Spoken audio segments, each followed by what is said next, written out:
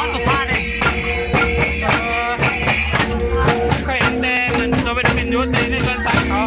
ฮะ เคยเห็นแต่อยู่ในสวนสัตว์ อ๋ออันนี้ ไม่ใช่มา ว่าธรรมชาติเขาเนี่ยดิยี่ห้อแม่บ้านเขายืนดิตัวเนี่ยแม่ โอ้แม่โอ้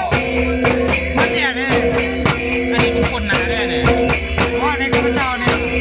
สมมติว่าเอากระแปะอยู่เท่ากันตัวแย่